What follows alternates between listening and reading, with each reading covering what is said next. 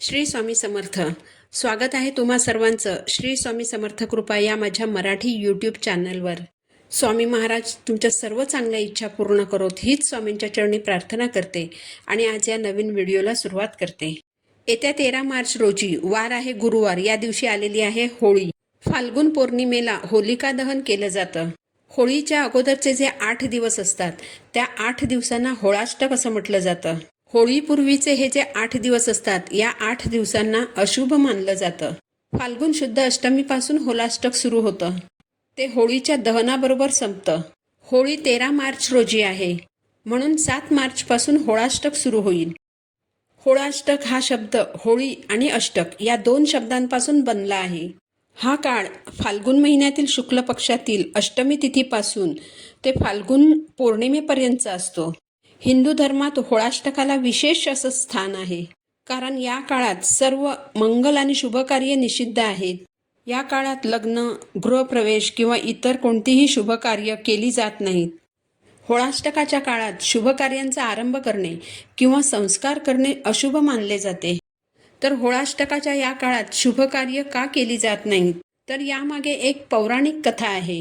या कथेनुसार हिरण्यकश्यपू राक्षसाचा मुलगा प्रल्हाद हा भगवान विष्णूंचा अनन्य भक्त होता. परंतु हिरण्यकश्यपू स्वतःला देव मानत होते. त्यांचा विष्णू भक्तीला विरोध होता. प्रल्हादाच्या विष्णू भक्तीचा त्यांना खूप राग येत असे. प्रल्हादला ठार करण्यासाठी या राक्षसाने फाल्गुन महिन्याची पौर्णिमा तिथी निश्चित केली आणि या तिथीच्या 8 दिवस अगोदर त्याने प्रल्हादचा अतोनात छळ केला. हिरण्यकश्यपूच्या बहिणीला अग्नीपासून वर प्राप्त होता, पण जेव्हा ती प्रल्हादला घेऊन अग्नीत बसली तेव्हा भगवान विष्णूंच्या कृपेने प्रल्हाद सुखरूप बाहेर आला, तर होलिका जळून राख झाली. या सर्व घटना ज्या 8 दिवसात घडल्या त्या 8 दिवसांना होळाष्टक म्हणतात. म्हणून होळाष्टकचे 8 दिवस अशुभ मानले जातात आणि या 8 दिवसात लग्न, गृहप्रवेश, मुंडन, नामकरण इत्यादी शुभकार्य केली जात नाहीत.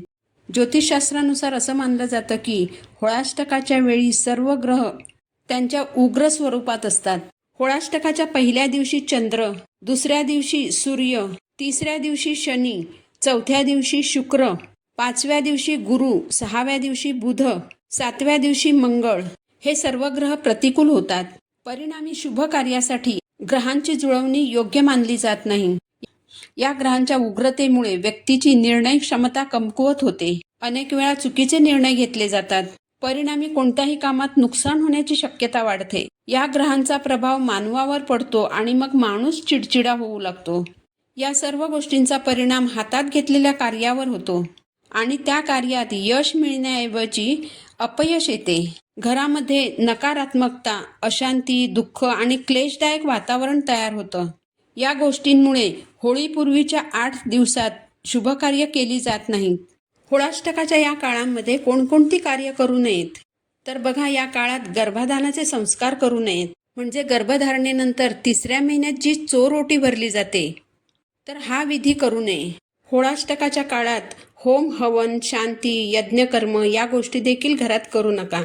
होम हवन आपण घरातील अथवा व्यक्तीच्या आयुष्यातील खराब ग्रह चांगले होण्यासाठी करत असतो, पण या काळात जर आपण होम हवन किंवा शांती यासारखे विधी केले तर त्यामुळे फायदा होण्याऐवजी आपलं नुकसानच होऊ शकतं. गृहप्रवेश, गृहनिर्माण, गृहशांती, गणेश पूजन सुद्धा या काळात करू नये. जर या दिवसांमध्ये आपण हे विधी केले तर त्या घरात कधीही शांती मिळणार नाही. सतत अशांतीचे वातावरण राहील. या दिवसात सुरू केलेल्या कार्यांमध्ये अडथळे निर्माण होतात. होळाष्टकाच्या या दिवसांमध्ये विवाह पक्का करू नये, विवाहाची तारीख निश्चित करू नये किंवा विवाहाची बोलणी देखील करू नये. या दिवसांमध्ये जर विवाह केला तर त्या दाम्पत्याच्या जीवनात अस्थिरता बनलेली राहते. या दिवसांमध्ये केलेला विवाह टिकत नाही.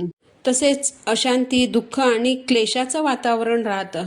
होळाष्टकाच्या या दिवसांमध्ये लहान मुलांचं जावळ काढू नये, नामकरण विधी करू नये, लहान मुलांचे कान देखील टोचू नयेत. होळाष्टकामध्ये कोणत्याही विद्येला आरंभ देखील करू नये. म्हणजे एखादी विद्या शिकण्यासाठी जर तुम्ही कोणत्याही संस्थेत प्रवेश घेणार असाल तर ते या दिवसांमध्ये करू नका. नवीन वाहन खरेदी करू नका, नवीन व्यवसाय सुरू करू नका. नवीन घर जर तुम्हाला बांधायचं असेल तर त्या घराच्या बांधकामाला या दिवसांमध्ये सुरुवात करू नका. आणि जर तुम्ही नवीन घर विकत घेणार असाल तर अगदी कागदपत्रांवर सह्या जरी करायच्या असतील तरी ते देखील टाळायचं आहे. ही सर्व कार्य होळी संपल्यानंतर करावीत. होळाष्टकाच्या या काळात ऊर्जेचा प्रवाह जास्त असतो, त्यामुळे हा काळ ध्यान, मंत्रजप आणि धार्मिक विधींसाठी आदर्श असतो. या काळामध्ये विशेष करून भगवान विष्णू आणि भगवान नरसिंह यांची पूजा करणं अतिशय शुभ मानलं जातं. त्यामुळेच या काळामध्ये केवळ धार्मिक कार्य आणि आध्यात्मिक साधना केली जाते. होळाष्टकाचा हा काळ तंत्रमंत्राच्या यशासाठी खूप महत्त्वाचा आहे. या काळात जर तुम्ही कोणत्याही मंत्राचा योग्य जप केलात तर त्याची सिद्धी मिळू शकते. जर तुमच्या कुंडलीत ग्रहदोष असेल आणि तुमचं काम पूर्ण होण्यापूर्वीच जर बिघडत असेल तर होळाष्टकाच्या या काळामध्ये शनिदेवाला काळे तीळ, लोखंडी वस्तू, काळी उडदाची डाळ आणि काळे कपडे अर्पण करा. तसेच शनिदेवांना मोहरीचं तेल अर्पण करा. जर तुम्हाला वारंवार आर्थिक अडचणी येत असतील तर या काळामध्ये देवी लक्ष्मीला पिवळी मोहरी, हळदीचा गोळा आणि गूळ अर्पण करा. तुमच्या करिअरमध्ये जर अडचणी येत असतील तर होळाष्टकाच्या या काळात भगवान शिवशंकरांची विधिवत पूजा करा आणि तांदूळ, केशर आणि तुपाने हवन करा. यामुळे तुमच्या करिअरमधील अडचणी दूर होऊन तुम्हाला करिअरमध्ये यश मिळेल. होळाष्टकाच्या या काळात जर तुम्ही महामृत्युंजय मंत्राचा जप केला तर सौभाग्यामध्ये देखील वृद्धी होते. तर होळाष्टकाच्या या काळामध्ये शुभ कार्य करणं जरी वर्ज्य असलं, आध्यात्मिक मार्गात राहून साधना करून सुख आणि समृद्धी मिळवता येते.